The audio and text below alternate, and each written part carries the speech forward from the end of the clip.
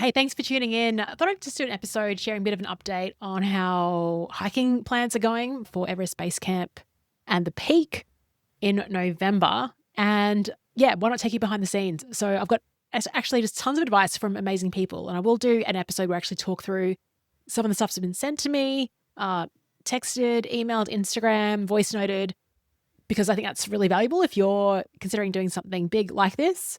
Whenever I do something big, I enlist a coach. And so I've got Kyle Mooney from Experience Not Felt Possible. He is helping me. We've got this app called Final Surge where he sets a program. I go into the app, I tick it off, I see what it is, etc. And so today I started my first walk using a weighted vest, which is pretty exciting. Definitely felt the difference when I took the vest off. I was like, wow, I feel so light now.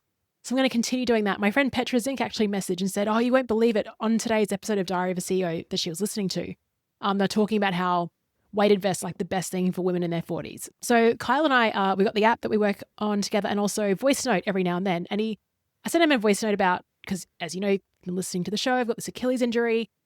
We actually bought a TENS machine, which is a machine that shoots like electrical currents, or it activates something electrical in your nerves, and it actually feels amazing in terms of recoveries. I was actually asking him what he thought, what his opinion was on the machine. And so I got that, and also thought I'd share just behind the scenes of what it's like to have voice note coaching with a coach, because it's something that I offer with my clients as well, something called, well, this is how the podcast show was created, because I offer something called Leanne on Demand, which is like WhatsApp voice noting, but more for business as opposed to athlete coaching. So enjoy this podcast. I'll link to Kyle's work. He's been super helpful, really reassuring, particularly as I'm getting over an injury. He's got a background in exercise science. He was in Nepal last year.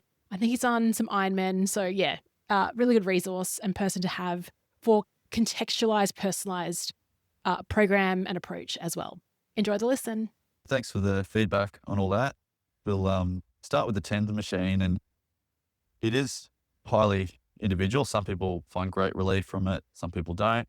But I liken it to if you bump your elbow on the wall and then you instantly rub it with your hand, it's just an instinct. And that's basically your brain going, hey, that hurt. How can I block the signal? Well, if I rub it really hard, I'll feel the rubbing, not the pain, which actually works. So it's kind of like there's a gate of pain. So you can either sit there and absorb the pain or block it with something else. So TENS machine gives you that electrical stimulus.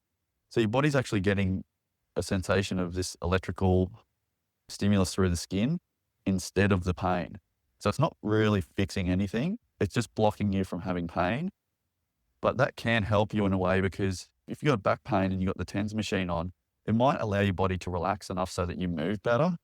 Whereas if the pain is constantly there, you're just trying to protect it all the time. And then you stiffen up and it gets worse. So in a way, it can help with the pain, but the mechanism is more a distraction for your body rather than healing the tissue. So yeah, it can work, but it's more of a distraction and it might allow you to move better. That's the aim of it. If you have a heat pack on a muscle that's really tight, the heat pack is actually warm, like it's physically warm, and that will soften the muscle and relax it. But if I put deep heat on that muscle, I'm just getting the sensation of heat, but there's actually no physical heat. But then that can take your mind off the pain. Heat can be really good. So sort of loosening something up if it's really, really, really tight. The next week with Sydney, just do the best you can. Don't stress about the afternoons. I know you mentioned it earlier. That can be sort of a maybe session. So I've always, if I've got anything in the afternoon, I'm always putting it as like an optional session, just if you've got time. So the main session's always going to be in the morning. But hey, if it didn't happen, that's life deciding that it shouldn't have happened, and that just gives your tissues a bit of a chance to have a break. So next week might end up being more of a recovery week for the body, and it might be a little bit more full on for the mind. So yeah, that equation, stress plus recovery equals growth. So if we got mental stress and we add too much physical stress, we're not really going to grow from it. So don't feel bad if next week is a little bit more of a write-off. Just reset each day and just see what you can achieve. And it sounds great with the weighted vest for this afternoon's walk. Happy for you to put that on when you feel comfortable with it. Even just where it sits on your shoulders can give you, sometimes things can just rub on your neck a little bit, and it's on one side but not the other. So that gives us a bit of an idea. Okay, if we're going to be trekking day after day after day, I need to be aware of how do I treat that right shoulder? Do I always have a bit of Vaseline with me to reduce the friction, or do I need to do a little bit of strengthening for my shoulders or something like that. So it just gives us a bit of an indication what we need to do moving forward. All right. Well, yeah, hopefully chat to you again soon, and always feel free just to send a question on the fly while you're thinking of it, like this, and I'll answer as best I can. Thanks, Leanne.